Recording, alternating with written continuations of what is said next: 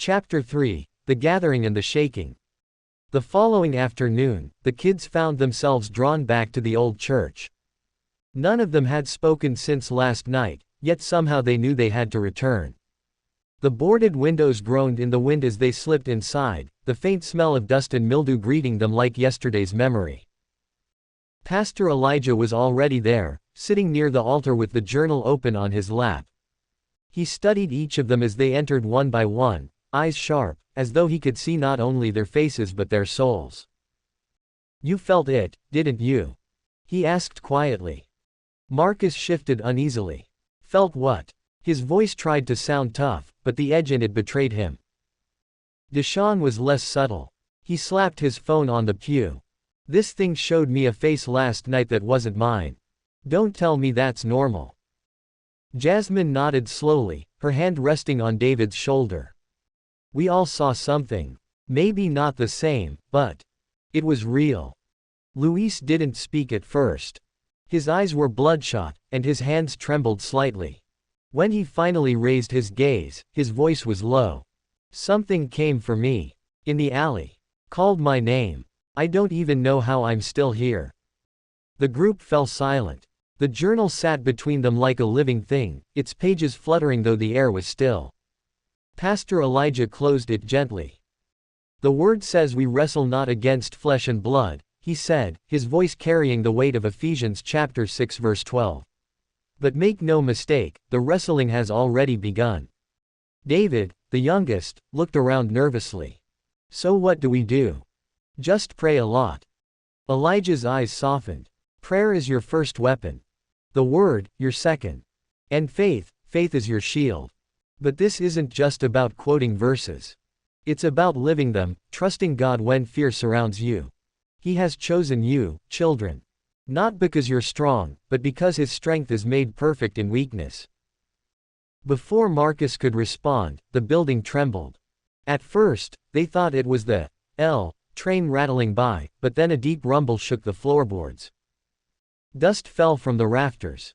Sirens wailed outside, closer than usual. Luis's head snapped up.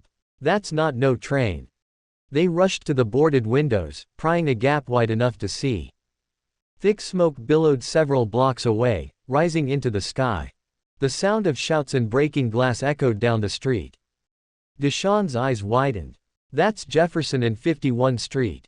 That's the bodega. My cousin works there." Without waiting, he bolted toward the door. The others looked at Elijah, torn between fear and urgency.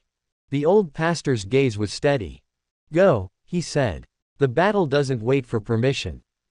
On the streets, the kids ran through alleys and across cracked sidewalks, the city alive with chaos.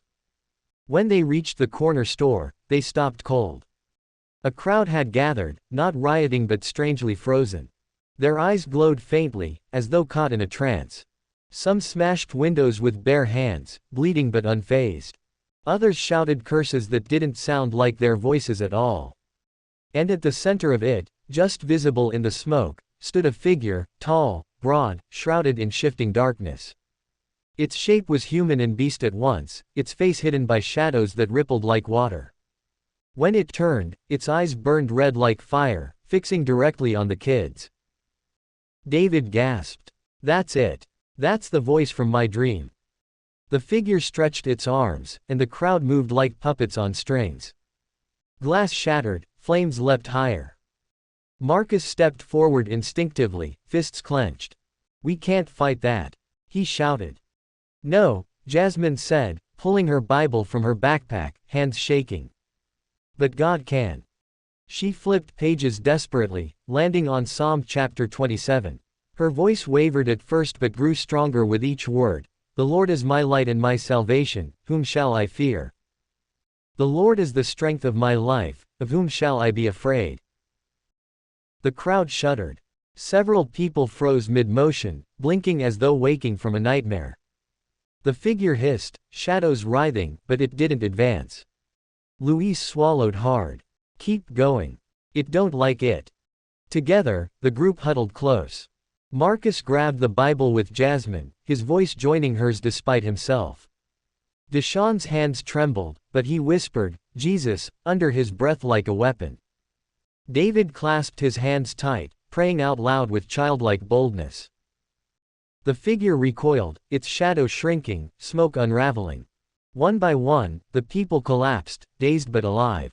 Within moments, the beastly shape dissolved into nothing, leaving only the smell of ash and fear. The aftermath. They stood panting on the cracked pavement, hearts racing. Sirens wailed in the distance as firefighters arrived to douse the flames. None of the bystanders seemed to remember what had happened. Marcus stared at the group, wide-eyed. We just stopped that. With prayer. With scripture. Luis shook his head, still pale. That wasn't us. That was him.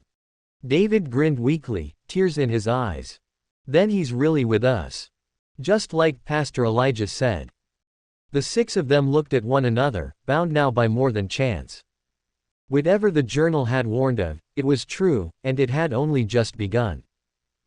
Above them, a lone crow perched on a streetlight, watching. Its eyes glimmered unnaturally before it flapped away toward the skyline, carrying news of resistance back into the dark.